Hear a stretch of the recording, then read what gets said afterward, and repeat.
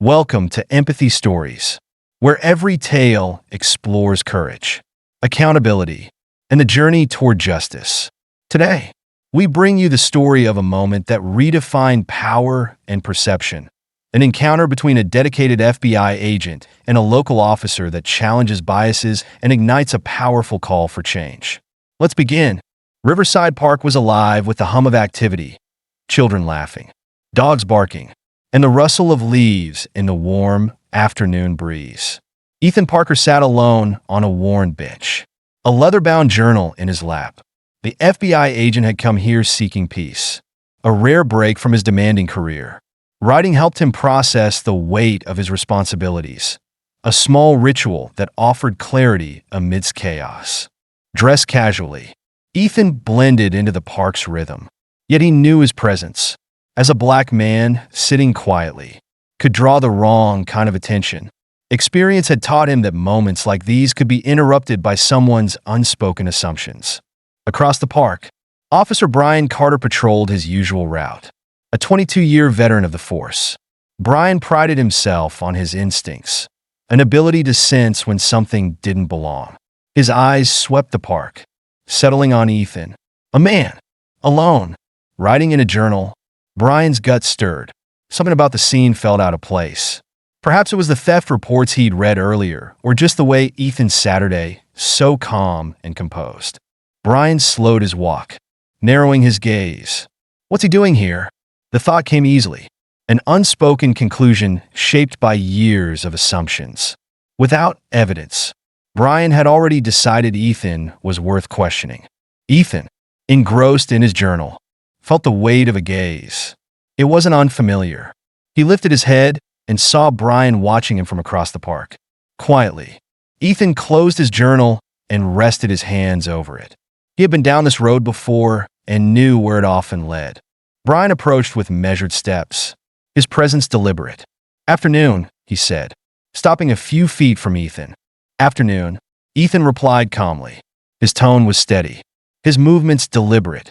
He knew how to manage encounters like this, projecting calm to avoid escalation. "What brings you out here today?" Brian asked, his eyes flicking to the journal. "Just enjoying the park," Ethan replied evenly. "It's a nice day. You from around here?"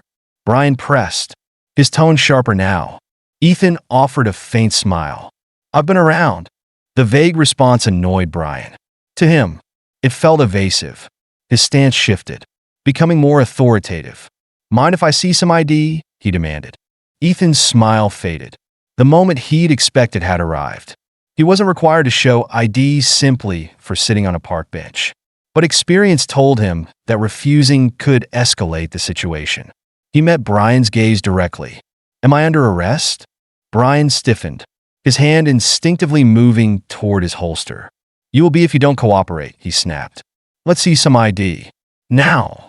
Ethan took a slow breath, keeping his composure. He reached into his pocket deliberately, retrieving his wallet, and handed his ID to Brian. He watched as Brian scanned the card. The name Ethan Parker meaningless to him. "Stand up," Brian ordered, stepping back slightly. Ethan hesitated but complied, rising from the bench slowly. His hands remained visible, his movements calm. Brian, however, had already decided his course of action. "Turn around," Brian commanded, pulling out a pair of handcuffs. The metal glinted in the sunlight as he clicked them around Ethan's wrists. Nearby, a few parkgoers paused, their curiosity piqued. No one intervened. Ethan, handcuffed and silent, scanned their faces. The quiet acceptance of what was unfolding stung, though it didn't surprise him. Brian gripped Ethan's arm and led him toward his patrol car. The silence between them was thick, each man locked in his thoughts. For Brian, this was another routine arrest, an act of instincts validated. For Ethan, it was a familiar injustice, though this time, it would end differently. As the patrol car doors closed with a thud, neither man could foresee how the weight of this encounter would ripple far beyond the park. The patrol car hummed as it moved through the city streets, its siren silent, yet the tension inside was deafening. Ethan Parker sat in the back seat, his wrists bound by cold handcuffs that dug into his skin. He remained calm, his face impassive, though his mind churned with the bitter irony of the moment. A decorated FBI agent, a man who had spent years upholding justice, now sat unjustly detained, guilty only of sitting in a park. Up front, Officer Brian Carter gripped the steering wheel tightly. His jaw clenched. The air in the car felt heavy, thick with unspoken conflict. Brian's thoughts raced, trying to piece together the justification for what he had just done. He had followed his instincts, hadn't he? But the further they drove from the park, the more that small voice of doubt gnawed at him. Something about Ethan's demeanor, his calmness, his lack of resistance, didn't add up. Still, Brian pushed the thought aside. He had made the arrest, and in his mind, that decision had to be right.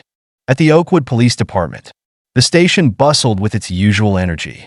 Officers moved briskly through the halls. Dispatch radios buzzed, and the smell of stale coffee hung in the air. When Brian arrived with Ethan in tow, heads turned. It wasn't often someone was brought in without much explanation. Brian marched Ethan toward the booking counter, where Officer Jackson, a young rookie, sat idly flipping through paperwork. His eyes widened as they landed on Ethan, noting his calm yet commanding presence. "What do we have here?" Jackson asked, his tone neutral but curious. Brian cleared his throat, adjusting his grip on Ethan's arm. "Suspicion of criminal activity," he said, his voice firm though it carried a hint of hesitation. Jackson raised an eyebrow but didn't challenge him.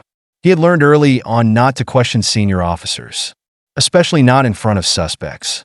Still, something about the situation felt off. Ethan, standing tall despite the cuffs, looked directly at Jackson. His gaze was steady, unflinching. "I'd like to know what I'm being charged with," he said evenly. Brian stiffened at the question, his shoulders tensing. He avoided Ethan's eyes and instead addressed Jackson. "Let's just get him processed," he said quickly, deflecting the inquiry. Jackson hesitated for a moment, then began to shuffle through the necessary forms. "All right, I'll need his ID," he said. Brian handed over Ethan's wallet, and as Jackson read the name, he paused. His eyes flicked up to Ethan, then back to the card. There was something familiar about the name. He frowned, his curiosity growing, but before he could say anything, the station doors swung open with a sharp creak. 2 officers entered, their laughter echoing briefly before one of them, Officer Hayes, stopped mid-step. His eyes locked onto Ethan, and his expression shifted instantly from amusement to confusion. "Wait a second," Hayes said, stepping closer. "Parker? Ethan Parker?" Ethan nodded slightly, his expression unchanged. "That's right." Hayes turned to Brian, his face a mix of shock and disbelief. "Do you know who this is?" he asked, his voice low but incredulous. Brian frowned, his confidence faltering. "No. Why? Should I?" Hayes exhaled sharply, as if trying to process what he was witnessing. "He's FBI, Special Agent Ethan Parker." The words hit Brian like a freight train. His stomach dropped, his face flushed red, and his hand instinctively released Ethan's arm. "What?" Brian stammered, his voice cracking. "FBI." Ethan, still composed, offered no smugness, no anger, just a calm resolve. "I tried to avoid this," he said quietly, his voice steady. "But you didn't give me much choice." Jackson froze at the counter, his mouth slightly agape. The room seemed to shift, the weight of what had just been revealed settling heavily over everyone present. Brian stepped back, the reality of his actions hitting him all at once. He had detained a federal agent based on nothing more than assumptions rooted in his own biases. His mind raced for excuses, a way to explain himself, but there was nothing he could say to justify what he'd done. Before Brian could respond, the door swung open again, and this time, a tall man in a dark suit entered the station. His presence commanded instant attention, with sharp features and an air of authority. It was clear this was someone important. "Agent Collins," Hayes said, straightening as the man approached. Collins, Ethan's FBI superior, walked directly to his agent. His sharp eyes flicked to the handcuffs, then to Brian. The silence in the room was deafening. "Officer Carter," Is it? Collins said, his voice calm yet laced with steel. Brian nodded weakly, unable to meet the agent's piercing gaze. Collins gestured toward Ethan.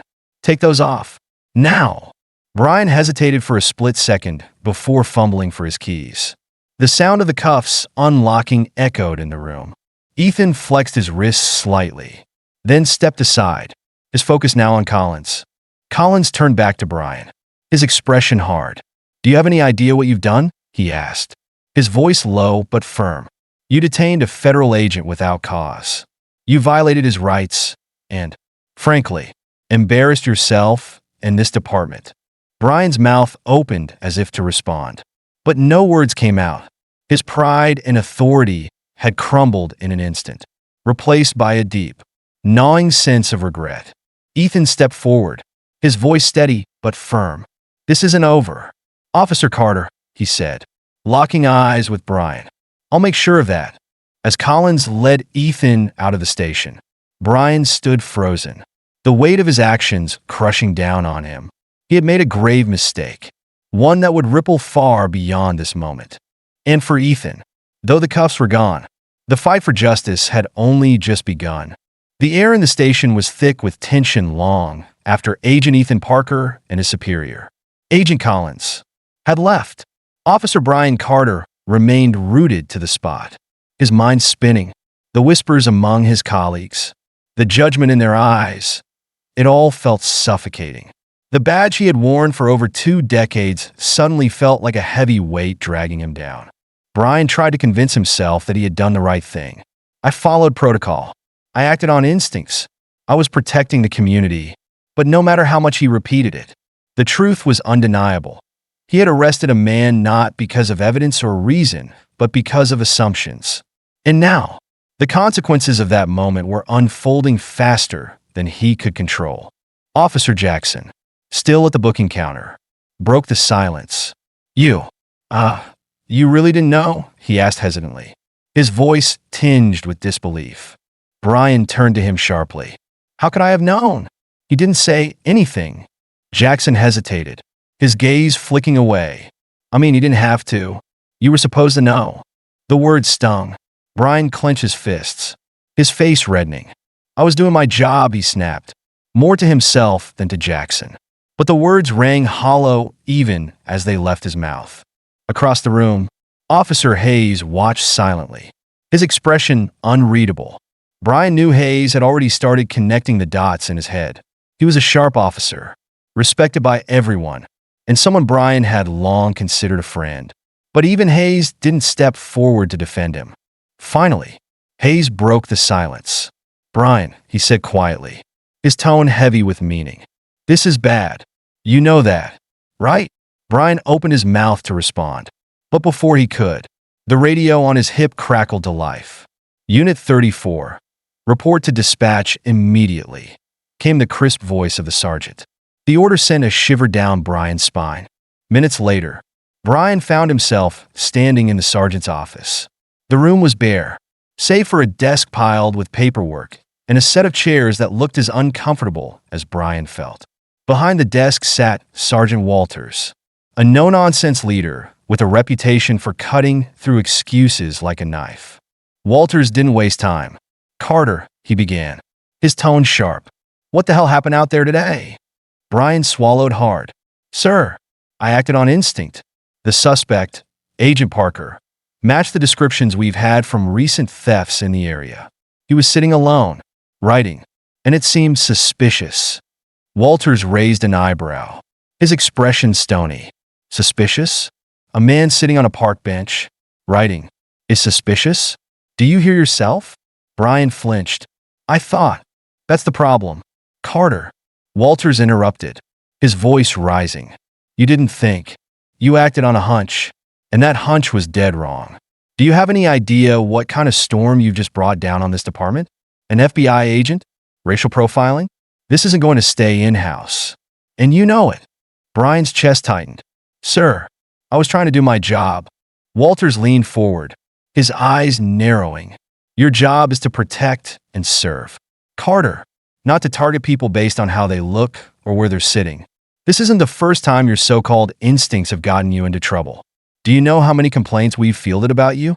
Today's mistake might just be the one that ends your career. The words hit Brian like a blow.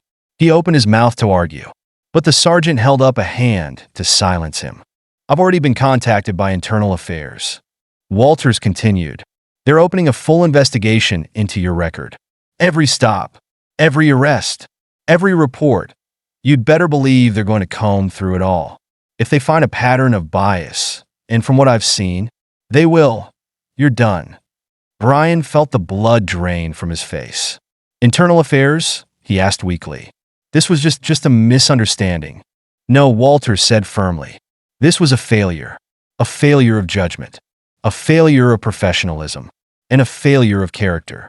As Brian left the sergeant's office, the weight of the situation pressed down on him.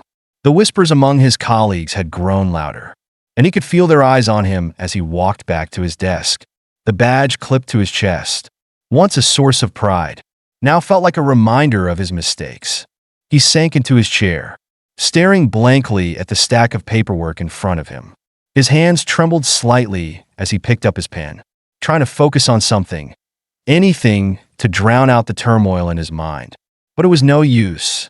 The events of the day replayed over and over, each detail more damning than the last. Hours later, as the precinct emptied and the hum of activity faded, Brian remained at his desk. The station's fluorescent lights buzzed faintly, casting a harsh glare over the room. The silence was deafening, broken only by the occasional creak of a chair or the distant murmur of voices. In his mind, he saw Ethan Parker's face, not angry, not hostile, but calm, unshaken.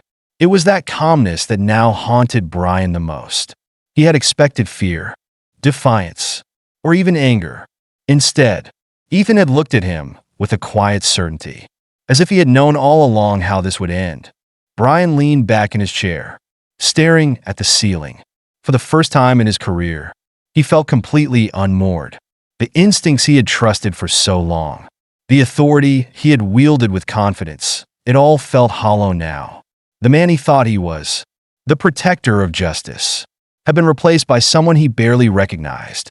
And somewhere, in the silence of that realization, Brian began to understand that this wasn't just about one mistake. It was about a lifetime of choices, assumptions, and biases he had never questioned. But now, the questions were unavoidable, and the answers were coming, whether he was ready or not.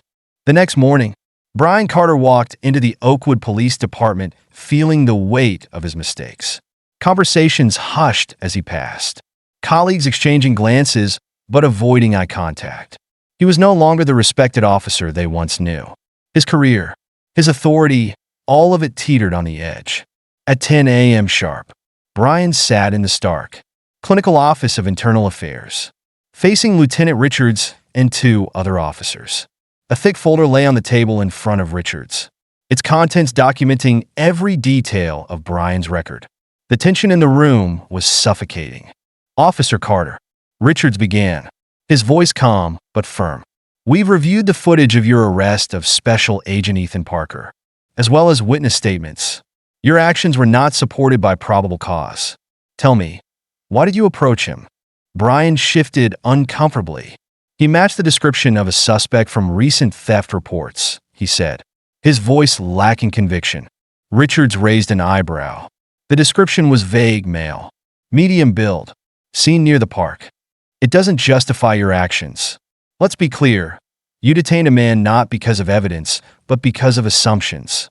Brian opened his mouth to protest, but stopped when Richards pulled another report from the folder. This isn't an isolated incident. 3 years ago, you detained Andrew Williams, a young black man, for standing outside a store.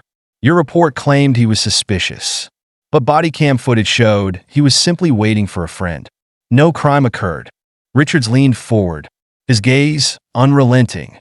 There's a pattern here, Officer Carter, a pattern of targeting individuals based on race. Your record shows multiple incidents where your actions disproportionately impacted minorities. Brian's chest tightened as the weight of the accusation sank in.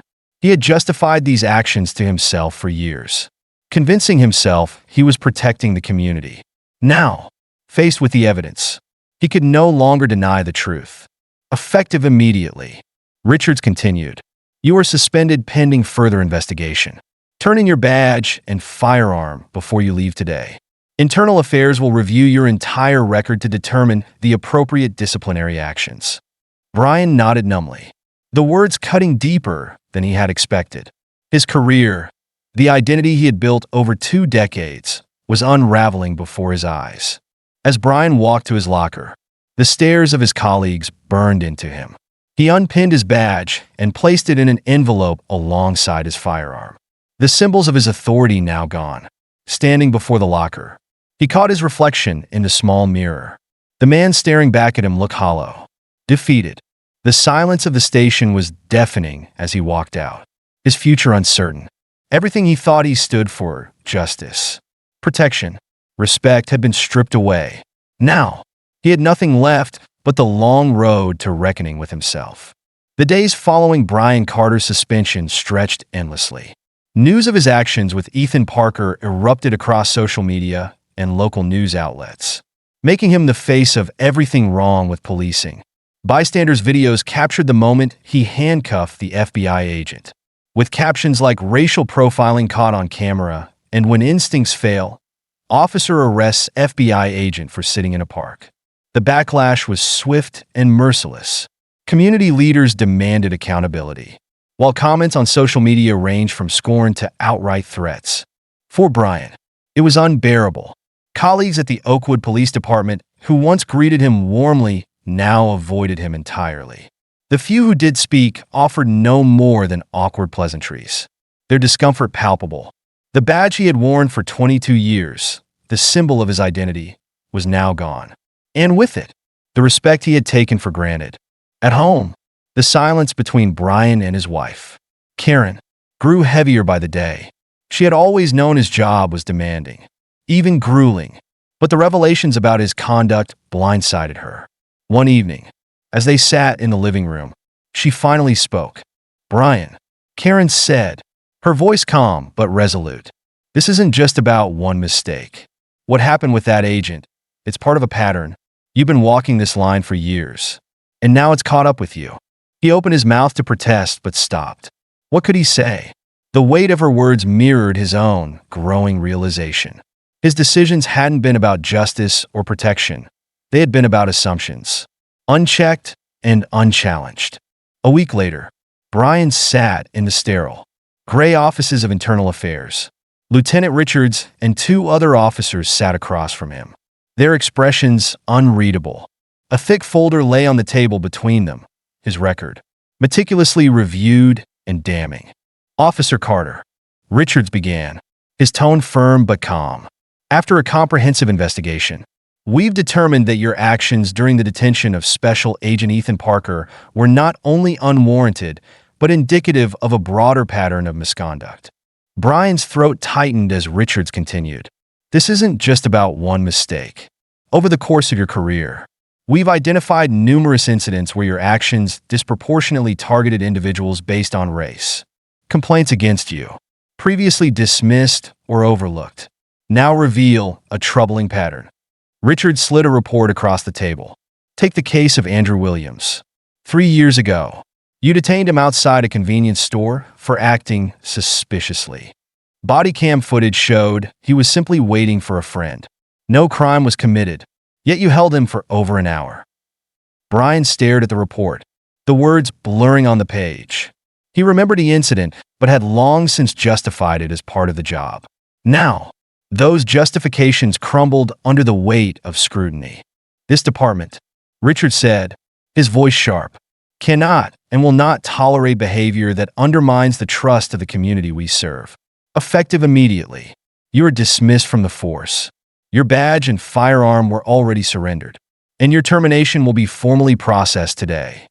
The words felt like a death sentence. 22 years of service, gone in an instant. Brian nodded numbly, unable to speak. He had seen officers in this position before, but never imagined he would be one of them. "You have the right to appeal," Richards added, though his tone suggested it would be futile. However, given the evidence, the outcome is unlikely to change.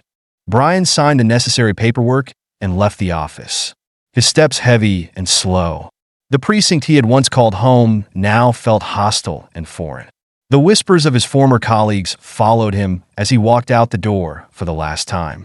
At home, Brian sank into a routine of silence and isolation. Karen tried to reach him, but their conversations grew shorter, more strained. The tension finally broke one evening when she packed a bag and left. Her eyes filled with equal parts sorrow and frustration. "I can't do this anymore, Brian," she said, her voice trembling. "You need to figure out who you are without that badge." Alone in their quiet house, Brian was left with nothing but his thoughts. The badge had defined him for over 2 decades, but now it felt like a symbol of everything he had failed to be. Guilt and shame consumed him. He avoided the news. Knowing his name had become a flashpoint for discussions about racial profiling and systemic issues in policing. But one day, curiosity got the better of him. He scrolled through social media, reading the comments under the videos of his arrest of Ethan Parker. Some were angry, calling for his prosecution. Others were more reflective, discussing the broader issues of bias in law enforcement. One comment struck him deeply. How many others has he done this to who couldn't fight back? The question haunted him. Ethan Parker had the power to hold him accountable. But what about the others? The young men like Andrew Williams? The thought was unbearable. Brian sought therapy, a step he had once dismissed as unnecessary, but now realized was essential. In the sessions, he was forced to confront the biases and anger that had driven so many of his actions. It was uncomfortable, even painful, but slowly, it gave him clarity. He also reached out to community organizations, volunteering at centers that supported youth and marginalized groups. At first, his presence was met with skepticism, even hostility, but Brian was determined to listen, to understand the experiences of the people he had once viewed with suspicion. One day, at a youth mentorship program, Brian came face to face with Andrew Williams. The young man didn't recognize him at first, but when Brian introduced himself, Andrew's expression hardened. "I don't expect forgiveness," Brian said, his voice steady but remorseful. "But I wanted to tell you I'm sorry for what I did to you and to others." Andrew studied him for a long moment before replying. "It's not about the apology," he said. "It's about what you do with it." Those words became a guiding principle for Brian. He began speaking at public forums, sharing his story not as an excuse, but as a warning, a cautionary tale about the dangers of unchecked bias.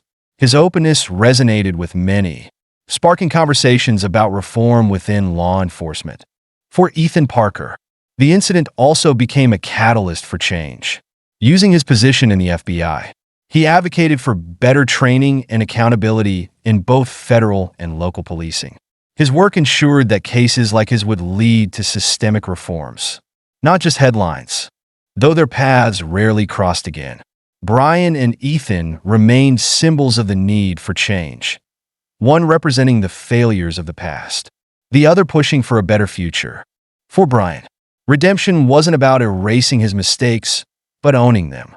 The road ahead was long and unsteady, but for the first time in years, he felt he was moving in the right direction. The badge was gone, but in its absence, Brian began to rebuild the man he wanted to be. Thank you for joining us on this profound journey. Stories like these remind us of the power of accountability and the importance of empathy in overcoming prejudice. If this story resonated with you, please like, share, and subscribe for more eye-opening narratives. Together, let's continue to explore stories that inspire reflection and ignite change. See you next time.